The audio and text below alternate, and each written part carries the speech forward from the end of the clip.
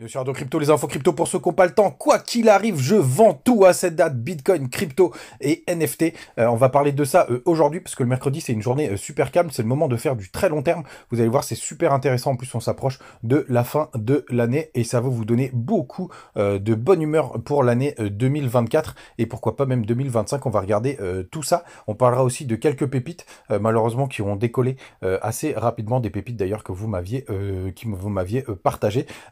Évidemment, on regardera ce qui se passe quand même sur le court terme. Le BTC ce matin, il est à 42 895 $. On est très très stable. On est juste en dessous des 43 000. Ethereum, par contre, lui qui perd 1,2%, qui est à 2200 $. On a BNB qui est en forme ce matin, plus 4%. Mais il est toujours un peu mou du genou sur la globalité. On a ADA qui perd 4,5%. Le marché, il est assez mitigé, hein. Ça monte et ça descend. On a Avax quand même qui prend 2%, qui est lié à la petite pépite crypto. On a Crypto Clébar qui perd 2,5%, Matic qui perd 3,5%. Dans le bas du tableau, on a comme ICP aussi qui perd 9%. Belle perf du côté d'Ashbar, 7,2%. Et on a NIR qui est super chaud ce matin, 16,9%. Donc 17%, on va dire. VET qui prend un joli 6%. STX, 14,4%. Bref, c'est assez mitigé, mais on a quand même quelques cryptos qui sortent du lot, les gars. Quoi qu'il arrive, je sors définitivement des cryptos, pas définitivement, mais je sors complètement du marché des cryptos. On va avoir un petit peu d'opium. Là, ici, vous avez une bougie qui égale une année, les gars, une année. Imaginez une bougie, donc ça date de janvier 2011. Et regardez ce qui s'est passé sur les différents cycles. À chaque fois, on avait entre 2 et 3 bougies par cycle. Donc c'est très intéressant. Le premier qui est enregistré, parce que pour le coup, entre 2009 et 2010, on était vraiment sur les prémices de la création. Pour le coup, donc c'est pas très intéressant. Enfin, on pourra aller regarder un peu plus loin, mais c'est pas forcément intéressant. Et regardez, par la suite, on a eu une énorme bougie ici d'explosion en 2013 et une énorme. Alors là, celle-là, c'était une des plus grosses de l'histoire en 2013. Pardon, ça c'était 2012. En 2013, on a eu la plus grosse bougie d'explosion. Et qu'est-ce qui s'est passé? Juste après, on a eu un énorme retracement, donc très intéressant. Et le bull run suivant, on a eu 3 années de hausse consécutive jusqu'en 2017. En 2018, ça a été une grande année de correction. Et par la suite, le bull run de 2019, 2020, 2021, vous voyez, on a eu 3 bougies haussières, donc magnifique ce qu'on a vu. Ce que ça nous dit aussi, c'est que très souvent, la première année, regardez, à chaque fois, on ne va pas chercher la TH. Donc c'est ce qui va se passer cette année, c'est qu'on n'ira pas chercher la TH. Ici, on n'a pas été le chercher. Ici, on n'a pas été le chercher. Et la deuxième année, très souvent, on s'en rapproche. Alors pas forcément à 100%, puisque regardez, ici, on n'avait pas touché la TH, alors qu'ici, on l'avait dépassé. Mais ce que ça veut dire, c'est que 2024-2025, ce sera sûrement, d'après cette information, le mois de fin des bull run. Donc on pourra avoir une grande mèche qui pourra avoir lieu justement sur 2025. Donc ce sera forcément en 2025 qu'il faudra potentiellement vendre. On va pouvoir ajuster ces informations en descendant les time frames. Vous allez voir, c'est très intéressant. Mais vraiment, les gars, 2025, on va affiner, bien entendu, la date au fil du moment. Mais ce sera aussi un très gros moment pour sortir du marché. Et même si vous sortez 2024, ça veut dire que tous les replis, ils sont très intéressants, puisque regardez, si en 2024, on avait eu un gros repli en 2020, puisqu'on avait quasiment fait un double momentum, mais on avait été aidé par le crash Covid, pour le coup, c'est vraiment très intéressant de voir que 2024, normalement, les gars, on devrait aller chercher à minima un nouveau plus haut par rapport à cette année, mais aussi les gars, potentiellement un nouveau top du BTC, un nouvel ATH. Et regardez, il y a une des 3 bougies qui sera aussi très intéressante. On va voir si la grosse bougie, c'est celle de 2024 ou 2025. Peut-être qu'on aura un dernier petit pop en 2025, mais c'est très intéressant. Mais quoi qu'il en soit, fin d'année 2024, début 2025, il faudra songer à sortir définitivement du marché. Quand on part sur 6 mois, donc là, une bougie égale un semestre. C'est très intéressant de voir que au premier bull run, on a eu 4 bougies d'affilée. Au deuxième, celui de 2017, on en a eu 5. C'est très intéressant. Là, sur 2019-2020, ce qui a été très intéressant, c'est qu'on a eu une petite bougie rouge. Pour le coup, on est en semestre, hein, donc une bougie égale 6 mois pour enfin avoir le bull run. Mais vous voyez, grand maximum, on aura 5 bougies vertes d'affilée. C'est ce que nous dit cette time frame. Donc c'est très intéressant. Donc est-ce qu'on aura un semestre de retracement, par exemple, sur le halving, justement pour avoir un sell the news, et que finalement entre janvier et juin, on soit en négatif, mais qu'on ait une seconde partie d'année, donc fin 2024, qui soit ultra bull pour faire un nouveau plus haut. Ce serait assez intéressant de voir. Mais ce que ça nous confirme ici, c'est que si jamais on a 4 semestres d'affilée, donc 2 ans, ça voudrait dire qu'on n'est plus qu'à 1 an du bull run. Ça voudrait dire qu'en 2020 2024, ce serait sûrement fin 2024 le meilleur moment pour sortir du marché. Si on a une bougie rouge entre-temps, ça peut être pas mal parce que ça nous confirmerait qu'on peut aller jusqu'en 2025. Donc si S1 2000, donc semestre 1 2024 est plutôt négatif, ce serait pas mal pour avoir un bull run qui va plus haut, plus fort. En tout cas, c'est ce que nous dit ces bougies 6 mois, mais encore un indicateur qui nous dit que ce sera sur 2025 potentiellement qu'il faudra sortir du marché. Là, on descend encore maintenant, on va en trimestriel. Alors du trimestriel, il est encore mieux les gars, parce que là on a la date de déclenchement vraiment de la zone parabolique. Puisque regardez, ici on avait breaké la Tenkan, donc c'est Ichimoku que j'ai laissé juste là. Et regardez, dès qu'on a breaké la Tenkan, on peut avoir des jolis pullbacks, mais ça est parti très très fort. Ça a été pareil en 2020-2021, et regardez où est-ce qu'on est exactement.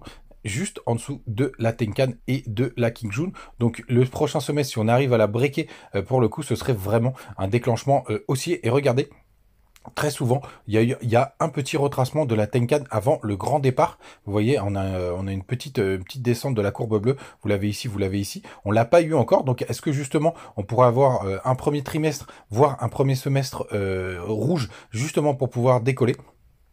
Et derrière, dans la foulée, avoir un énorme bull run sur la fin d'année 2024 et début 2025, c'est ce que nous donnerait cet indicateur. Donc ça veut dire qu'il faudrait potentiellement les gars, et moi c'est à peu près ma target été, printemps-été 2025, sortir complètement du marché crypto. Et après, on pourra descendre dans les time frames pour avoir un peu plus d'informations. En mensuel, ça je vous l'ai déjà présenté, pareil, vous avez le top départ du bull run qui est pour bientôt. Je vous ai présenté la zone de top justement dans une vidéo qui serait aux alentours de juin 2025, entre mars et juin 2025. Vous voyez ici justement parce que les tops se font à peu près à un moment où on vient rejoindre le petit bas, le premier bas du nuage Ichimoku en monthly. Donc ça nous amènerait sur de mars à juin 2025. Donc là, un indicateur encore plus précis pour savoir quand sortir du marché. Et là, on va descendre en weekly. Et pourquoi le weekly, je l'aime beaucoup? Parce que tout simplement, là, on va enlever Ichimoku qui est beaucoup moins intéressant.